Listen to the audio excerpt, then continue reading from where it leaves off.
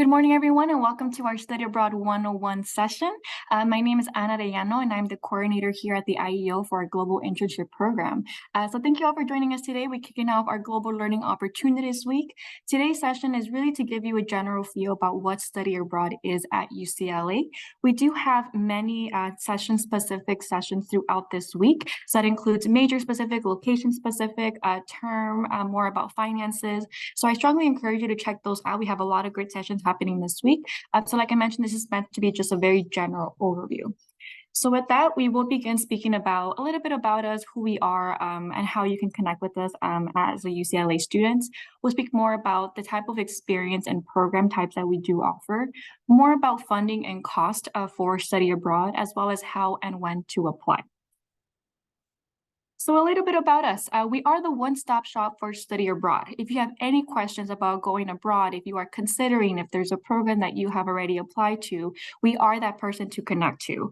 We have advisors, we have coordinators, as well if you want to speak with a fellow Bruin peer who had just returned from study abroad, we can connect you to that respective student. So for example, let's say you're considering study abroad as a public affairs major, or you're considering study abroad on a spring semester program, and you want to know a little bit more about this logistics, we could definitely connect you with the returnee if they're available.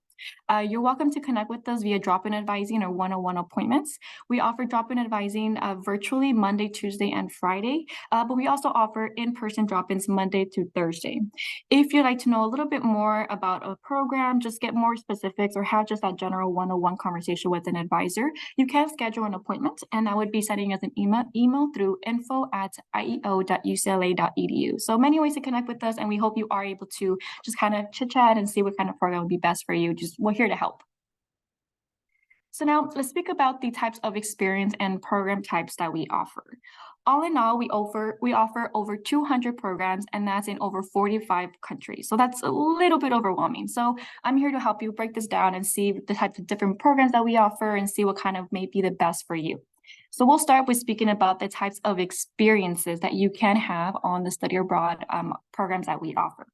First, we'll begin with our university immersion programs. So this is the typical traditional study abroad format that students may be familiar with. So what that means is going to a host university, you're being taught by local professors, and perhaps you're taking classes with local students.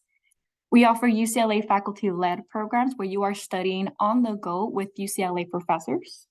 We have internship programs where you can intern in the respective career sector of interest with local organizations or companies abroad. We offer research, we offer language, and there's many, many more options that we do offer. One thing I do want to note, however, when it comes to the different types of programs or experiences, is that not all programs share the same program structure.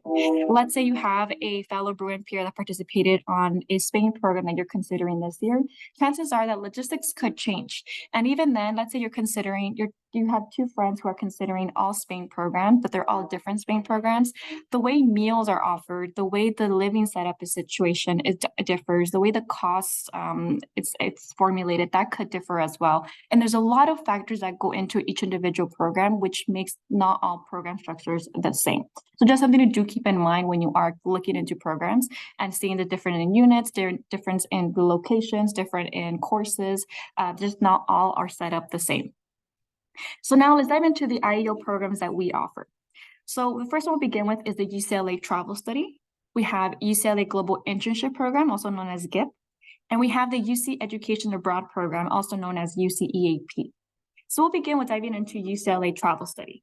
Travel Study is a summer-only program, and it ranges from 3 to 5 weeks. The way Travel Study is set up is that you are learning on the go. What this means is that you are learning through walking tours, you are learning through museum tours, you're learning through cultural activities. So it's a very hands-on experiential way of learning. And because these are Travel Study faculty-led programs, these are UCLA courses, so their direct UCLA credit is guaranteed. There's no petition that's required. So like I mentioned, these are UCLA courses with UCLA professors. They're simply abroad. So this is really great opportunity if you're looking to satisfy GEs, if you're looking for the foreign language requirement, diversity, or writing to requirements. We do have certain partnerships with the major or minor departments. So if those are participating, you can also receive major and minor credit. But it's a very good opportunity to kind of get that feel for just going abroad during the summer. An example of our travel study program is the In the Footsteps of Hans Christian Andersen program. This is located in Denmark. Possible excursions of this program that would be included within that program structure are going through museums, going through a sculpture tour, visiting a specific island.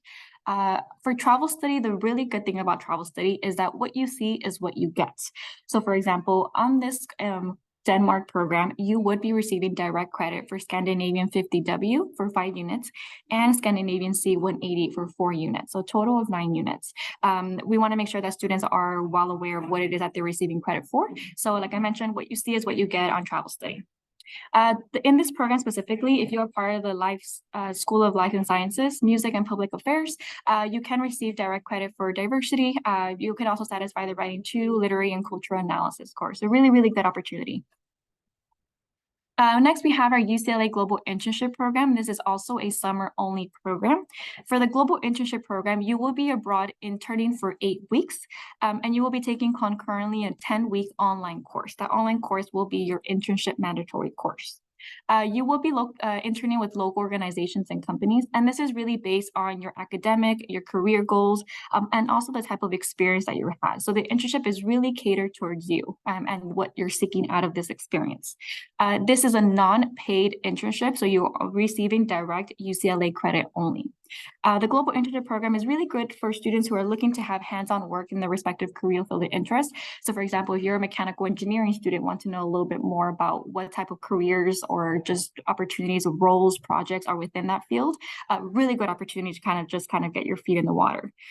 Select tracks are open to specific UCLA students, meaning we have, for example, specific partnerships with departments. So our engineering, education, for example. So I encourage you to browse through our programs to see what those requirements specifically are. One that's open to all UCLA majors and minors, for example, is our Global Affairs track. Possible locations for this Global Internship Program include Indonesia, we have Colombia, we have South Africa, we have Singapore, and we also offer virtual opportunities. Possible career sectors within these locations could include advocacy groups, work within social justice, work within NGOs and nonprofits, sustainability. I do want to note that not all these career sectors are located in each location. Each location does have a specific expertise, so just something to do, make a note of, but many opportunities available within the Global Affairs track. For Global Internship Program, you would be enrolling in a mandatory 195 internship course, and this will earn you 4 units. There is an option to take a CSC 130 course for intercultural communication, which will earn you an additional 4 units. However, it's not required, just an optional course.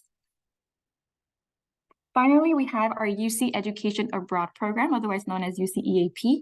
And this program is available during the summer, fall, winter, spring, and year. So it's a year-round program. I do want to note that UCEAP does have semester and quarter programs. And I'll touch a little bit more about the terms in a couple of slides. UCEAP offers a grand variety of formats. This could include a traditional university experience that we were speaking about with local universities, local professors. They do offer research opportunities. They do also offer internships. They have UC Center programs where, for example, if you want to be at a UC campus with UC students only located in Spain, that is definitely possible. So there's a vast majority of experience types that are available in UCEAP. I just briefly touched upon the global internship program that UCLA offers. And here on screen, we see that UCEAP also offers internships. So if you want to know a little bit more about the pros and cons or the difference between each of these two programs, feel free to speak with one of us, schedule an appointment with an advisor. We can go ahead and decipher what the difference between the UCEAP global internship programs are. That way we can see perhaps which one would be the best for you. For UCEAP, you would need to petition to satisfy requirements. So unlike travel study and global internship, what you see is what you get. For UCEAP, students have to take that additional step. And the reason is there are over 160 programs within UCEAP themselves. Within those 160 programs, there's over 160 universities. So within those universities, we kind of see where we're going. There's a lot of courses within their respective departments. So it's impossible for UCLA to guarantee course credit for all those thousands of courses, knowing that they could change over years. So because of that reason, students are required to petition. Generally, students are very, very successful in having this approved. If you're taking a course that's more or less offered at UCLA, it's very likely to get approved. You would need to speak with your respective advisor accordingly. UCEAP is really, really good for students who are interested in satisfying major, minor, foreign language requirements. If you want to also just earn units, take electives, it's definitely a good opportunity. UCEAP is also great for those who are looking to study abroad during the academic years. Like I mentioned, they're the only ones that offer fall, winter, or spring within the programs that we offer at the IEO. So an example program of UCEAP is our Yonsei University program located in South Korea, Seoul. Some highlights about this program is that you can study with local students. So this is the traditional university program. And on this program, you also have the opportunity to connect with the Korean buddy. They can take you a little bit more in an intimate tour about what Korea is like, take you into night markets, get the little shops that perhaps you wouldn't have known otherwise. So it's a really good opportunity to really immerse yourself in the country culture. UCEAP Yonsei program, you can enroll for anywhere for 4 to 5 courses. They do have a lot of offerings, so it would be just browsing the respective department to see what you would be interested in taking. They do offer classes in Korean, however, it is not required. They do offer an extensive amount of coursework in English. And on this program, you also have the opportunity to arrange perhaps a research or independent study on top of your study abroad experience, if that's something that you are interested in. So it's a really good opportunity, just to kind of explore a lot more than just one program in itself. So like I mentioned, we were speaking about terms. So I want to make sure that we know that UCLA terms do not always align with quarters or semesters abroad. So paying close attention, and you always want to make sure you are verifying those dates when you are considering or applying for a program. Typically, if you're looking at a UCLA summer term, you would be away for that summer term only. If you're looking at a program that says fall semester, you're looking to be away during the fall quarter terms. If you're looking for a term away program for spring semester, you can typically expect to be away from UCLA for both winter and spring quarters. Something I want to mention is that if you are in a semester program, that does not necessarily mean you are falling behind academically. It just means perhaps it could require an additional step with your advisor. In most cases, semester-based programs, you could be earning perhaps the same amount, if not a little bit more units than you would be at UCLA within those 2 quarters. So it just takes a more careful planning with your academic advisor, but it's definitely possible. Another great thing I want to mention is that study abroad programs are not just for your major, and you are not obligated to study abroad within your major. Actually, a lot of our programs are not geared towards specific subjects. Of course, there are a few that are geared towards environmental science, for example, business, but the majority are not. So you're free to study abroad to satisfy GEs, minors, foreign language, technical breadth for our engineering students. If you want to go abroad just to receive units to make progress towards your degree, that is possible. If you want to study abroad just for personal professional development, again, that is possible. All of the programs that we offer, the travel study, global internship, and UCEAP, they all make progress towards your degree. So they all have some benefit to them. It all comes down to really what are your interests and what are your goals? What do you hope to get out of your study abroad program? And then we'll kind of lead you towards one or the other. If any programs that we do offer, whether it be travel study, global internship, or UCEAP, if they do not match your interests or your goals, students sometimes do have the opportunity to take into non-UC programs. So non-UC programs are not overseen through our office, so we cannot provide advising on the types of programs that there are, as well as the application process. So it's a really independent process from the student and that study abroad provider directly. Something to note about non-UC programs is that there's no guarantee that the credit will transfer back to UCLA. All of this would be evaluated once you return back, and that would be up to the UCLA admissions office discretionary. Another thing to note about non-UC programs is that you will be unenrolling at UCLA for that respective term or terms that you are abroad under the planned academic leave. And for that reason, if you receive financial aid, because you are unenrolling at UCLA, you would not qualify for financial aid on these programs. So non-UC programs are really good or best for students whose interests or goals do not align with the program offerings that we offer, as well as if you do not depend on financial aid.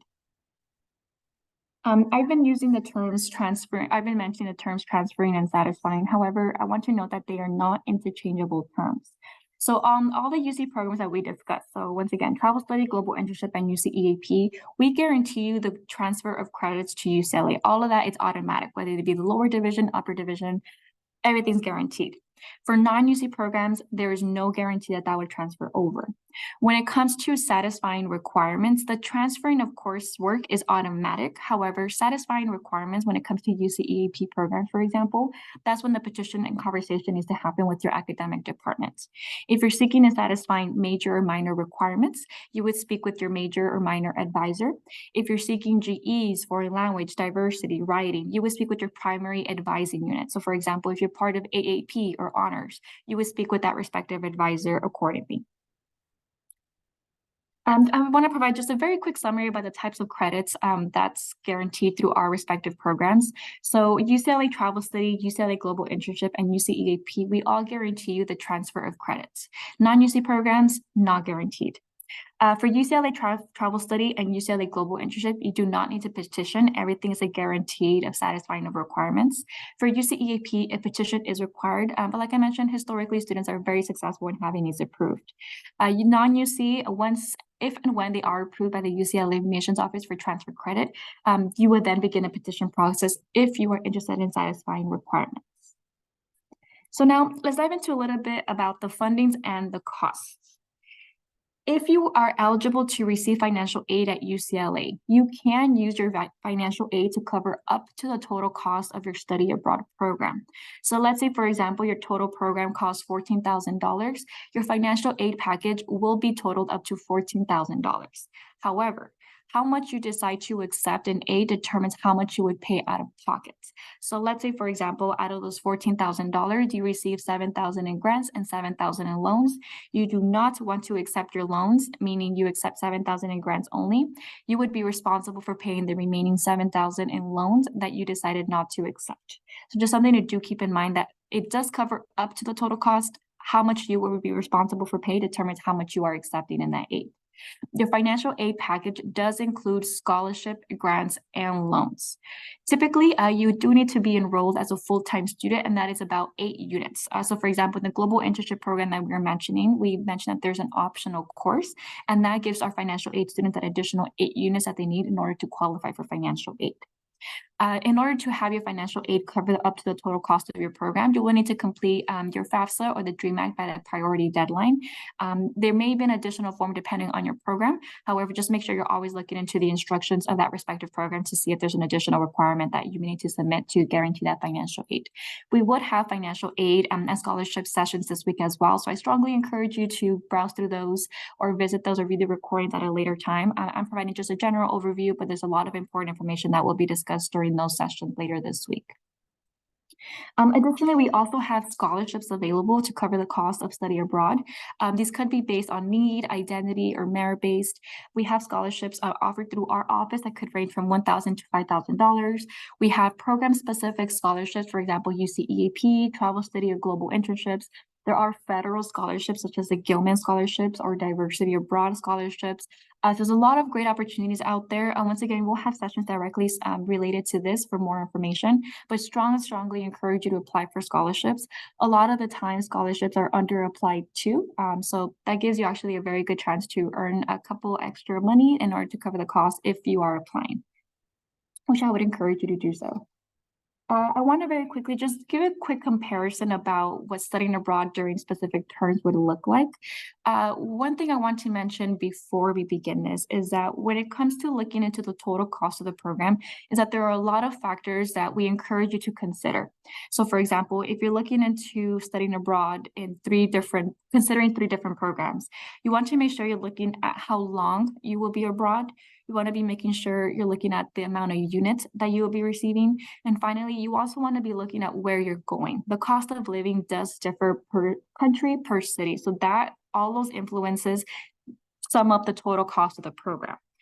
So for example, on here, we have the Global Internship in Colombia program, which you would be abroad for 8 weeks, earning a total of 8 units. And the total cost came up to about $7,700 approximately. We have our travel studies program in Spain for 5 weeks, where students will be earning 8 units for a total cost of approximately $10,200. And finally, we have our UCEAP program, the physics program in Ireland for 8 weeks, where students will be earning 12 units for a total of up to $13,000 approximately. This all is subject to change, but what I really want to show you here is just the difference in units, the difference in weeks, and how much the total cost can be. So just all very important factors to consider. Next, we have during the academic year compared to being on campus for the fall quarter, for example. So at UCLA for 10 weeks for approximately 12 to 19 units, we can expect to pay about roughly $12,000. For a fall quarter in Japan for 12 weeks, earning about 15 units, we could pay for approximately $12,000. So just a couple hundred more from being on campus at UCLA. And then finally, we have our fall semester program at Lund University, which you can see is a couple more weeks, 18 weeks for a total of 24 units approximately, earning for estimated cost of $14,000. So just a good range. You'll see that you'll see a good lot of ranges within total cost of programs. But like I mentioned, total cost of living does differ per city, per country, as well as the units at which we can really factor into the total cost of the program. I do also want to mention that when it comes to study abroad, the total cost that you see is inclusive of everything a student is expected to incur while abroad. So as you can see, we also account for round trip airfare. Price also does include your health insurance abroad. It does include housing. It does include meals. So it's inclusive of everything that we can expect a student will be paying to someone at some point during their time abroad. So when and how to apply. Our applications are open relatively soon. Our UCLA Global Internship Program will open on October 23rd and will close on November 27th. We have our UC EAP programs, which will open on November 1st, and the deadlines do vary per program. The deadlines can start as early as the end of this year, and as late as perhaps April of next year. So you want to make sure that you are looking ahead of time. These aren't a first come, first serve. So you want to make sure that you're just keeping a deadline in mind. That way that deadline doesn't happen to pass.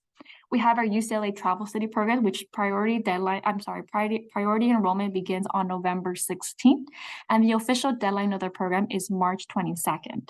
Once again, Travel Study is a first come, first serve program, so we would encourage you to apply sooner than later. We cannot guarantee spots for all of the interested students. So how to apply? There are 5 steps, and you have all taken the first one and you have attended an info session today. So that's great. Now we have 4 more steps to go, and that's clarifying your study abroad goals, researching your program and possible funding options, consulting advisors or attorneys, of course, if needed, and finally getting that application submitted online. So we're going to go ahead and go with number 2. So clarifying your study abroad goals. What is it that you are interested in pursuing when you are abroad? Do you want to satisfy requirements? If so, what type of requirements? Is it GE? Do you want to mix and match one major, one minor, one GE? So just kind of fine tuning those. Are you interested in researching or internships? If so, is that something you want to add on top of your study abroad courses, or is it simply research or internship that you want to do abroad? Is there a specific location that you're considering? For example, we have off the beaten paths such as Cape Town, we have Sydney, Australia. So there's a lot of good locations that you may be considering. So just take a look around, as well as timing. Is there a time that works best for your academic schedule? I'll touch a little bit more about the best time to go abroad in a couple of slides, but also considering when would you like to go abroad? Would you like to be abroad during the summer? Would you like to go abroad during the winter, the spring? Depending on where you go, perhaps summer in LA is not summer in Australia, for example. That'd be the winter time. So just some things to consider when you are looking into those programs. As I mentioned earlier, there are over 200 programs, so it's a little bit overwhelming, but we're here to help you in that process. We do have a resource on our website under the Get Started tab called How to Choose Your Program. And what this provides you is with a series of questions for you to consider when considering a program. So for example, right now, currently, think about your housing situation. Do you have a roommate? Are you living in a single apartment? Do you want to mimic that when you go abroad? Are you okay sharing with others? Would you prefer to have a shared kitchen, a single kitchen? Do you prefer to have on-campus housing, homestay? Would you prefer to have language of instruction in English? So all those type of factors that we hope you are considering when it comes to finding a program or finding the best one that fits for you. So best time to study abroad. There is not one best time that fits all students. Everyone's academic schedule is different. So your major structure would actually may dictate the best time to go abroad. We would encourage a conversation with your academic advisors, letting them know, hey, I'm considering studying abroad. Are there any courses that I have to take at UCLA versus some that are more flexible to take abroad that can perhaps gear you into one term versus the other? You want to let them know that early on that you're considering study abroad. That way they can work with you to rearrange your academic schedule if needed. But like I mentioned, it's not one best time for all. It really differs per student. Students can go abroad as early as the summer after their first year or as late as their senior year, their last term abroad. It's definitely possible. Just something to consider. So step 3, you want to research program and funding options. You want to start by just browsing through our many program pages on our websites. UCEAP is a UC-sponsored study abroad program, which is why they have their own website under uceap.universityofcalifornia.edu. But we are still here to help you navigate that website if needed. For our travel study and global internship programs, you can find more information on those directly on ieo.ucla.edu. You're also welcome to speak with us during drop-in advising, one-on-one appointments. If you're considering, for example, 2 programs and you kind of just want to see which one offers more than the other, which one has different housings. If you want to know more specifics, we're here to help you narrow down your options. We won't be able to select a program for you because ultimately that's your experience and your choice, but we are definitely here to help you provide that pros and cons and something that perhaps a website's not offering, giving you that student perspective if we happen to know as well. You also want to explore scholarships. So like I mentioned, ieo.ucla.edu/scholarships. Most of the time, like I mentioned, they're underapplied. So strongly encourage you to consider applying for one or more scholarships. Step 4 is consulting their advisors or returnees. Advisors, speak with your academic department. So what courses can you not take abroad? Which ones do you have to take strictly at UCLA? Are there some that they historically know that students within your major or minor typically take abroad that they would recommend? Are they familiar with any kind of programs that perhaps, once again, they may recommend? Petitions, how does the process work for them? Each department does differ on how they do petitions. Some departments may ask you to submit a physical form with the physical syllabi. Others will say, you know what, just come talk to us after you take the class, but we could do a pre-approval process. So like I mentioned, everything does differ per department at UCLA. So you want to go ahead and give that a quick head start and speak with them as soon as possible, as soon as you're considering study abroad. So you're attending the session, which means you're already considering abroad, which means I encourage you to do that sooner or later, just so we know we're kind of getting that on track. If you want to speak with student returnees, let us know. We can connect you with someone who participated, whether it be summer 2023, perhaps fall 2022. So just let us know. We're happy to connect you with Bruins themselves to give you their student perspective on that respective program, and as well as give you any tips or recommendations.